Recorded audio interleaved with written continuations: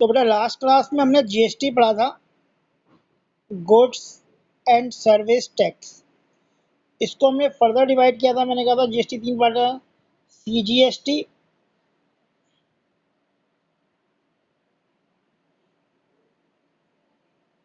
SGST. ये तब charge होता है अगर इंट्रा स्टेट हो, अगर एक ही स्टेट के अंदर जीएसटी हो रही है। और आईजीएसटी ये तब होता है जब दो स्टेट के बीच में परचेज ट्रांजेक्शन हो रही हो। ये पढ़ा था। फिर इसके अलावा हमने पढ़ा था कि दो तरह के जीएसटी थे, एक था इनपुट जीएसटी, इनपुट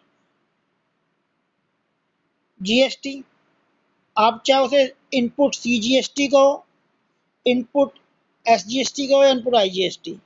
ये कब होता है कि जब एक बिजनेस कुछ परचेज करता है, मतलब कुछ एक्सपेंस करता है, कोई भी एक्सपेंस करता है, तो जीएसटी जो पेड करता है परचेजर को, जिससे परचेज करा है, एक्सपेंस जिसको आ रही होगी। अब इसका मतलब हमने क्या पढ़ा, जो तो जीएसटी में पढ़ा। ठीक है। अब इसमें मैंने आपको बताया था इनपुट जीएसटी था। इनपुट मतलब हम जो परचेज करते हैं, भाई ये अगर मेरा बिजनेस है, अगर मैं बात करूं कि भाई ये मेरा बिजनेस है एक पर्टिकुलर, और मैं किसी पर्सन से कुछ परचेज करता हूं, कोई भी परचेज करता हूं, कोई भी एक्सपेंस करता हूं, जैसे रेंट, सैलरी, टेलीफोन चार्ज वगैरह, तो इस केस में मैं जीएसटी पे करता हूं। तो इसको हम कहते हैं इनपुट जीएसटी, इनपुट जीएसटी। और जब मैं जीएसटी बोलूंगा तो इसका मतलब सारे जीएसटी होंगे, चाहे वह आईजीएसटी हो, इंटीग्रेटेड जीएसटी, या सेंट्रल जीएसटी हो, या स्टेट गवर्नमेंट का जीएसटी हो। तो यहाँ पे मैं जीएसटी पे कर रहा हूँ बेटा, इनपुट जीएसटी। तो जो मैं जीएसटी पे कर रहा हूँ, तो मैंने कहा था वो हमारा एक्सपेंस नहीं होता, वो हमारा एक्सपेंस नहीं है। एक्सपेंस तो जो मैंने परचेज किया होगा वो, ये तो मैंने टैक्स पे कर दिया। ये एक तरह की हमारी एसेट्स होती है, ये हमारी एसेट्स होती है। अगर मैं माल को ना बेचूं तो ये जीएसटी में गवर्नमेंट से रिकवर कर सकता हूं कि भाई मैंने इतना जीएसटी दिया और मेरा माल तो आगे बिका ही नहीं है। फिर अगर मैं किसी को माल बेचता हूं, अगर मैं किसी को माल सेल करता हूं, या मेरी कोई रेवेन्यू होता है, तो यहां से मुझे जीएसटी मिलता है। तो इसको हम कहते हैं आउटपुट जीएसटी। लास्ट क्लास को मैं थोड़ा रिवाइज करा रहा हूँ। इसको कहते हैं आउटपुट, चाहे वो आईजीएसटी कह लो, चाहे सेंट्रल जीएसटी कह लो, या एसजीएसटी कह लो।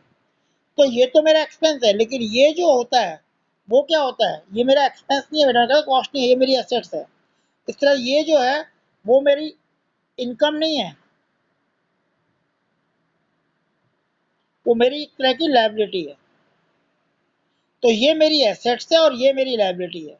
तो इनपुट जीएसटी में से मैं आउटपुट जीएसटी को माइनस करता हूँ, या आउटपुट में से कह लो आप, आउटपुट इनपुट को माइनस करता हूँ, और जो बैलेंस बचता है वो मैं गवर्नमेंट को पे करता हूँ।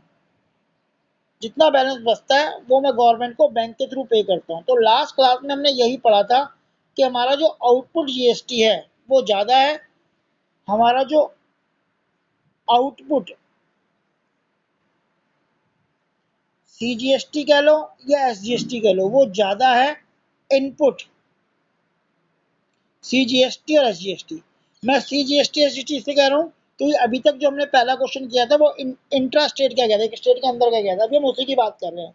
तो ऐसे केस में आउटपुट ज़्यादा है, मैंने लायबिलिटी रिकवर ज़्यादा करा और मैंने पे कम करा, तो इसका जो डिफरेंस होता है वो हम पे करते हैं। तो इसकी ट्रीटमेंट हमने पढ़ी थी, अगर याद हो आप देखोगे तो ये था आउटपुट, आउटपुट जीएसटी डेबिट होता है, डेबिट चाहे वो सीजीएसटी चाहे GST to input CGST SGST, और जो डिफरेंस है वो टू बैंक के नाम से आता है, जिसे हम कहते हैं final adjustment, payment to the balance. ये ट्रीटमेंट थी।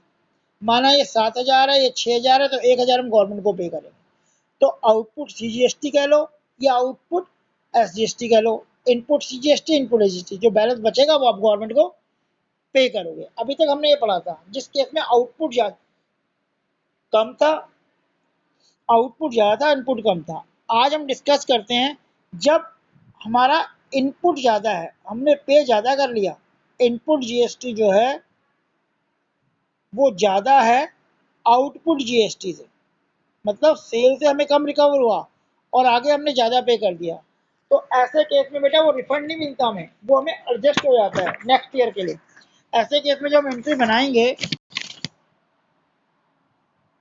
ऐसे केस में जब एंट्री बनाएंगे तो सेम वही बनेगा, output GST debit to input GST, बस। यहाँ बैंक डेबिट में यहाँ नहीं आता, केवल जितना इनपुट जीएसटी होगा वो एडजस्ट हो जाएगा।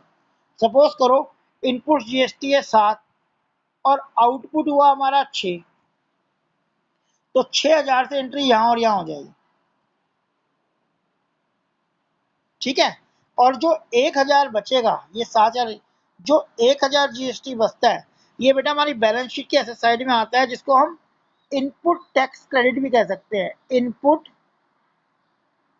टैक्स क्रेडिट, जो कि हमारी बैलेंस शीट में एसेट साइड में आता है और नेक्स्ट ईयर या नेक्स्ट मंथ में एडजस्ट हो जाता है। मतलब 7 मैंने पे किया, 6 मुझे सेल से रिकवर हुआ, 1000 मैंने ज्यादा पे कर दिया, तो नेक्स्ट मंथ में जो करूंगा उसमें रजिस्टर होगा। बैंक रिफंड नहीं दे, गवर्नमेंट रिफंड नहीं देगी आपको।